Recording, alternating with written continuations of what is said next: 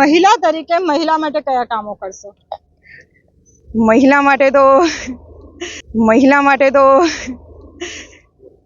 એ પહેલા તો એમની સુરક્ષા, મહિલા સુરક્ષા માટે એ મારાથી બનતા હું દરેક પ્રયત્નો કરીશ. એમના જે પ્રશ્નો હશે એ ઉકેલવાની કોશિશ કરીશ.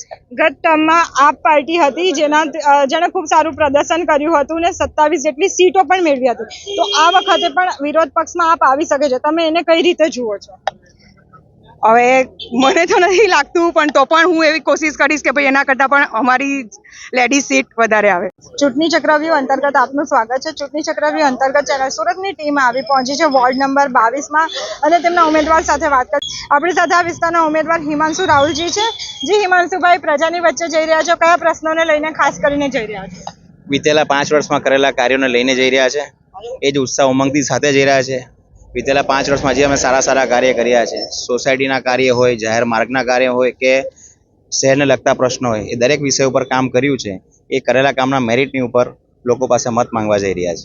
આ જે વિસ્તાર છે ખૂબ પોષ વિસ્તાર માનવામાં આવે છે. અહીંયાનો વિકાસ તો થયો છે, પણ અન્ય વિસ્તારો છે જેનો પણ વિકાસ કરવાનો બાકી છે હજુ. પણ એવું માનવામાં આવે છે કે અમુક જ વિસ્તારનો વિકાસ થાય છે, બાકીના વિસ્તારો પછાત રહી જાય છે.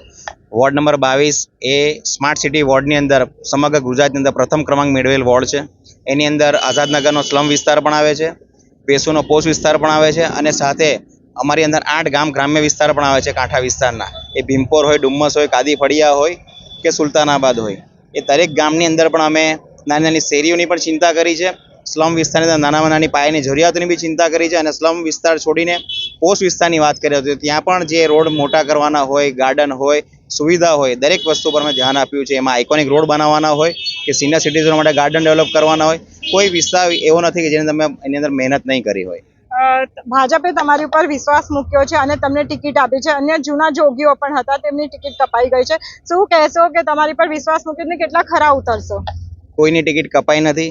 મારી સાથે મારા બેન કૈલાસબેન સોલંકી હતા. એ SC રિઝર્વ સીટના કોટાના હિસાબે એમની ખાલી બીજી જવાબદારી આજની કાલે નક્કી થશે. ને રહી પસંદગી મોડી વંદની, એમનો હું આભાર માનું છું કે 5 વર્ષ મેં આશીર્વાદ કમાયા છે અને વધુ 5 વર્ષ મને આશીર્વાદ કમાવા માટે આપ્યા છે. જી બિલકુલ. અન્ય ઉમેદવાર પણ છે આપણી સાથે, શીતલબેન, આપણે તેમની સાથે પણ વાત કરીશું. જી, તમે એક મહિલા ઉમેદવાર છો અને મહિલા ઉમેદવાર તરીકે તમારી પસંદગી આ વિસ્તારમાં થઈ છે. આની પહેલાની જે ટર્મ હતી તેમાં જે મહિલા કોર્પોરેટર હતા તેઓએ પણ ઘણા સારા કામો કર્યા હતા. તમે હવે એવા કયા કામો ખાસ કરીને ધ્યાન આપો? પહેલાં તો જે જનતાના પ્રશ્નો હશે, અહીંયા અમે ત્યારના ફરીએ છીએ મતલબ પ્રચારમાં, તો પહેલો તો એમનો પ્રશ્ન હતો સ્વચ્છતાનો. 100% હું એ પ્રશ્નો ઉકેલવાની કોશિશ કરીશ. અને અમારા કૈલાસબેને કામ તો કર્યું છે, પણ કોઈ પણ એમનું 10% પણ અગર બાકી હશે તો હું એ પ્રશ્નો ઉકેલવાની કોશિશ કરીશ.